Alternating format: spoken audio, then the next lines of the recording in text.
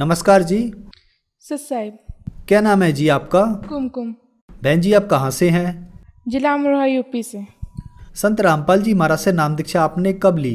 सतगुरु रामपाल जी महाराज जी से नाम दीक्षा 25 अक्टूबर सन 2014 में ली।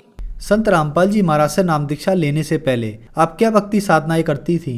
सतगुरु रामपाल जी महाराज जी से नाम दीक्षा लेने से पहले सभी देवी देवताओं की भक्ति करते थे। दुर्गा, शिव जी और गणेश जी की भक्ति ज़्यादा करते थे। तो फिर आप संत रामपाल जी महाराज की शरण में कैसे आईं? सतगुरु रामपाल जी महाराज जी की शरण में हमारे एक रिश्तेदार थे जिन्होंने नाम ले रखा था। मेरी मम्मी पापा बहुत परेशान रहते थे, उनकी परेशानी देख के उन्होंने हमें पुस्तक दी ज्ञान गंगा, तो उसे पढ़ने के मात्र हम सतगुरु रामपाल जी महाराज जी ने नाम दीक्षा ली। जब आपने संत रामपाल जी महाराज से नाम दीक्षा ली तो क्या आपको लाभ भी प्राप्त हुए? सतगुरु रामपाल जी महाराज जी से नाम दीक्षा लेने से हमें लाभ तो बहुत हुए हैं, पर बताते बताते सुबह से शाम हो जाएगी, पर फिर भी मैं आपको पूरे लाभ नहीं बता पाऊँगी। पर फिर भी मैं आपको कुछ लाभ बताना चाहूँगी। मुझे 4-5 दिन बुखार आया था, तो मेरा हाफ बॉडी डैमेज हो गई थी, तो काम करना बंद हो गया था। तो मेरा ट्रीटमेंट चला मंजिश राठी से, तो मैं वहाँ पे 18 दिन एडमिट रही। उसने मुझे सीटी स्कैन के लिए बोल दिया, तो गर्दन से नीचे नीचे तक का सीटी स्कैन बोला था, तो वो हमने कराया।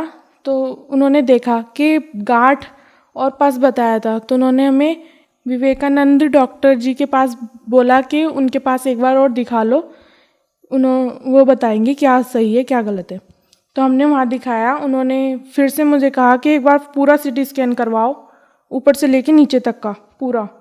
तो हमने फिर से पूरा सीटी स्कैन करवाया और फिर दिखाया, तो उन्होंने मुझे ऑपरेशन के लिए बोल दिया। तो हमने उनसे मना कर दी कि हम ऑपरेशन नहीं कराएंगे। उस समय तो आधा हिस्सा डैमेज हो गया था, तो फिर तो क्या नाम है, मैं नहीं चल पा रही थी, नहीं मैं कुछ हो पाई थी, सिर्फ बस उठा के मुझे लिटाना पड़ रहा था और क्या नाम है कि सब चीज़ के लिए मुझे उठा के लेके जाना पड़ रहा था। और उसके बाद फिर सतगुरु रामपाल जी महाराज जी से प्रार्थना लगाई कि क्या नाम है परमात्मा, ये मुझे ऑपरेशन के लिए कह रहे हैं क्या। तो परमात्मा ने कहा कि ऑपरेशन मत कराओ, तुम भक्ति करो और परमात्मा दया करेंगे। तो उसके बाद मैं भक्ति करती रही, तो उसके अगले दिन से ही मेरी उंगलियां स्टार्ट हो गई चलनी। फिर उससे अगले दिन सत्संग था, पापा आए सत्संग में, वो यहाँ से चरणामृत ले गए हॉस्पिटल में ही। उस समय पे हम हॉस्पिटल में थे, तो चरणामृत ले गए, मैंने चरणामृत पर फिर उससे अगले दिन मेरा पैर चलना शुरू हो गया। आज हो कल हो, मैं आज आपके सामने खड़ी हूँ। तो जब डॉक्टर ने देखा कि हाँ ये चल रही है, तो उसने मेरा इंटरव्यू के लिए कहा कि इंटरव्यू दो तुम, और तुम हमारे ट्रीटमेंट से सही हो गई, और ऐसे तो वैसे मैंने आज तक देखा नहीं, पर तुम सही हो गई, तुम इंटरव्यू दो, हम आगे वायरल करेंगे कि और भी देख के हमारे हॉस्पिटल में आएंगे। फिर उन्होंने मेरा इंटरव्यू लिया। इंटरव्यू लेने के बाद फिर भी मैंने अपने गुरुजी का नाम रखा। सतगुरु रामपाल जी महाराज जी ने मुझे बचाया है, इनकी तो कोई वो नहीं है, सिर्फ मैंने दवाइयाँ ही खाई हैं, दवाइयों के बहाने उन्होंने मुझे बचाया है। ये मेरी रिपोर्टें हैं। ये मंजिश राठी के यहाँ पे ट्रीटमेंट चला था और उन्होंने सिटी स्कैन के लिए बोला था। ये मेरा सिटी स्कैन है और उन्होंने मुझे ऑपरेशन के लिए बोल दिया था।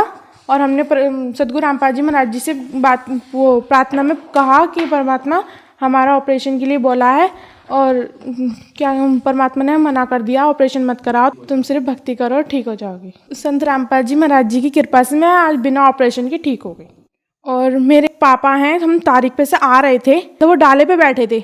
स्टेशन के नीचे जो सीढ़ी आती है उस पर उन्होंने पैर रखा हुआ था, तो वो उसके नीचे आ गया पैर, ना ही वो ऊपर को निकाल सकते थे स्टेशन में। या तो उनका कटना ही था पैर, या तो वो क्या नाम है बहुत चोट फाट आती उनके। सतगुरु रामपाल जी महाराज जी से अरदास लगाई मनी मन कि परमात्मा दया करो, मेरा पैर फंस गया है, मुझे बचाओ।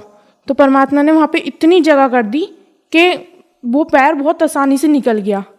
जो सतगुरु रामपाल जी महाराज जी के और शिष्य हैं, तो उन्हें लेके वो गए, देखा वहाँ, यहाँ से वहाँ लो स्टेशन पूरा चेक करा, और कहीं भी जगह नहीं थी, बस वहीं पे इतनी जगह हो गई कि मेरे पापा का पैर बहुत आसानी से निकल गया।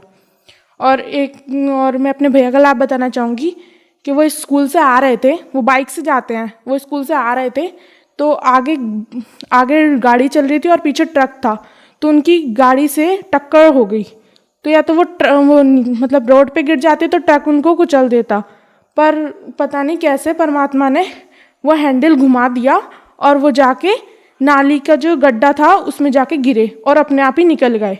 ये लाभ हुए मैं। तो मेरी मम्मी को थायराइड था, मम्मी के टांग में इतनी उंगली घुस जाती थी, मम्मी के दोनों गुर्दे खराब थे। सदगुरु रामपाल जी महाराज जी से नाम दीक्षा लेने के मात्र मेरी मम्मी बिल्कुल ठीक है आज।